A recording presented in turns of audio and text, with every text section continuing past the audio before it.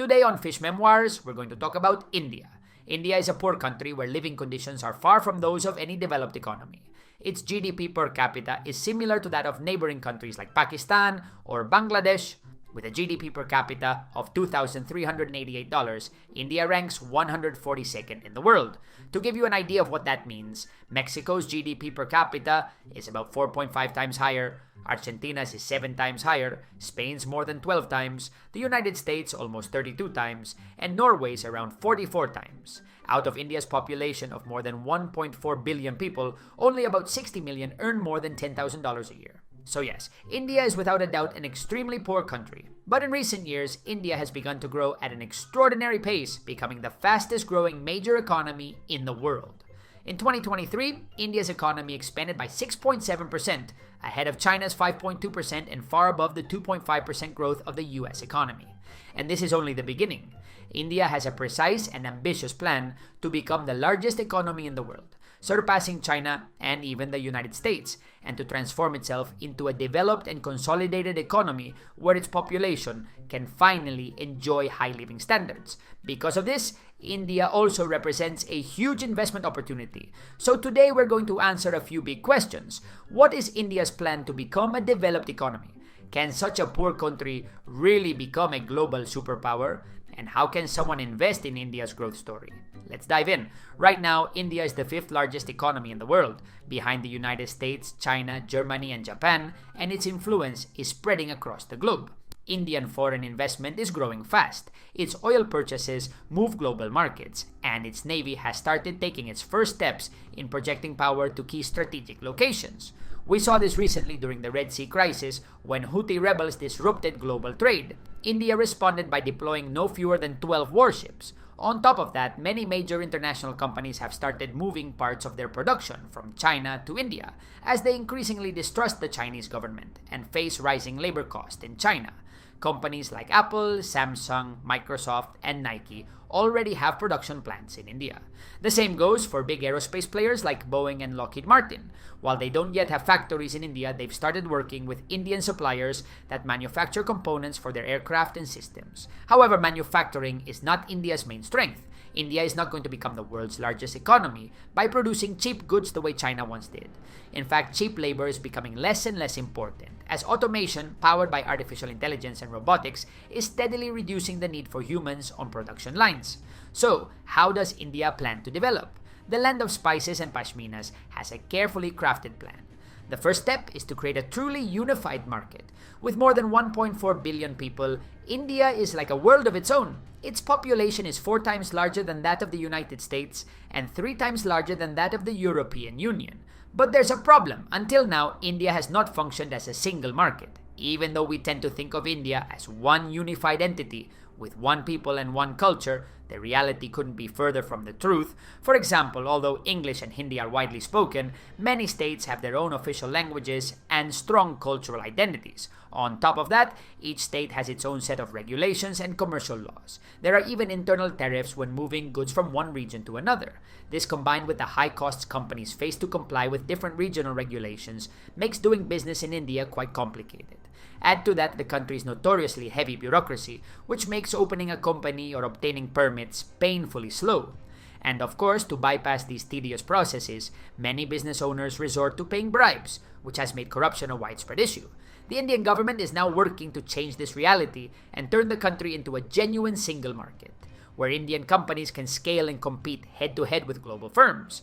To do this, it has begun introducing national taxes to replace regional ones, with the Goods and Services Tax, GST, being the most significant fiscal reform in India's history. To support this single market, India is also building a massive infrastructure network. The country now has 149 airports, twice as many as a decade ago, and is constructing 10,000 kilometers of highways and adding 15 gigawatts of solar energy capacity every year. Beyond physical infrastructure, India is also building an intangible infrastructure, such as a national digital payment system and improved online access to capital markets. Let's move on to something else.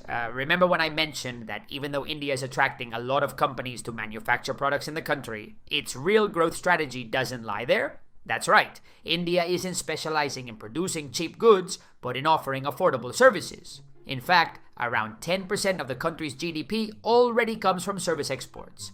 If you work for a multinational company, there's a good chance that services like accounting, payroll, or software development are being outsourced to subcontracted firms in India. This is why millions of Indians are training in fields that are in high demand, such as economics, mathematics, and programming. The idea behind developing the service export sector is simple.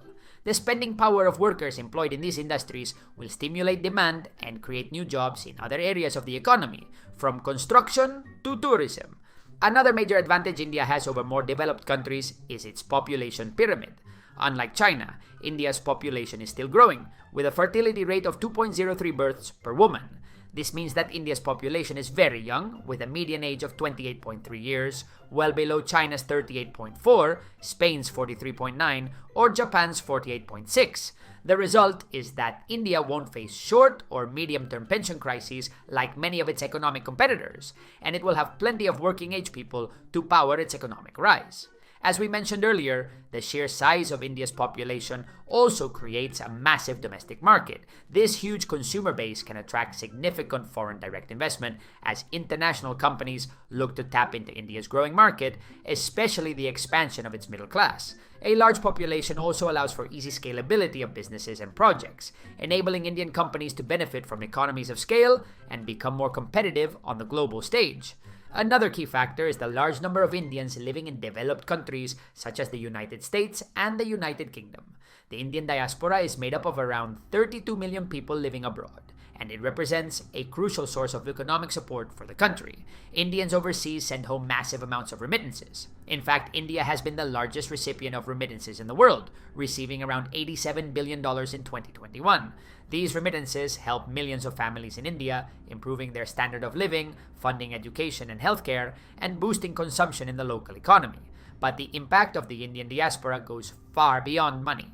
It also plays a vital role in transferring knowledge and skills. Many Indians living abroad are highly qualified professionals in fields like technology, medicine, education, and business. When they return to India, even temporarily, they bring with them advanced expertise, best practices, and international networks that can drive innovation and make Indian companies more competitive. The global networks of the diaspora also make it easier to establish international business ties.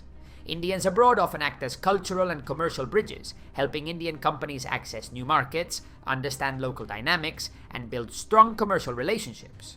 On top of all this, members of the Indian diaspora frequently invest back home, whether in real estate, family businesses, or new startups. And let's not forget some of the world's most powerful and influential figures of Indian origin, including Sundar Pichai, CEO of Alphabet Inc. and Google, Satya Nadella, CEO of Microsoft, Shantanu Narayan, CEO of Adobe, Arvind Krishna, CEO of IBM, Nikesh Arora, CEO of Palo Alto Networks, and Raj Subramaniam, CEO of FedEx. Their influence extends far beyond India's borders, strengthening its global presence in business and technology. And finally, we need to talk about India as a geopolitical counterweight to China. For Western powers, bringing India closer to their geopolitical bloc is of vital importance to balance China's growing influence. That's why India has become so attractive to them, with Western countries showering it with investments and strategic partnerships. But India plays its cards smartly. It carefully maintains a degree of neutrality, striking deals not only with Western nations, but also with countries like Russia and Iran, from which it secures oil and gas at very favorable prices. In other words, India doesn't have to chase anyone. It simply sits back and lets the offers come in, as the world's major powers compete to win its favor. Today, India is the star of the geopolitical dance floor, and everyone wants to dance with her. And now that we know all this, it's your turn. Do you think India will become the world's largest economy? Let us know what you think in the comments. That's all for today's video. You know the drill. If you enjoyed the story, give it a like, hit subscribe, and dive in for the next one.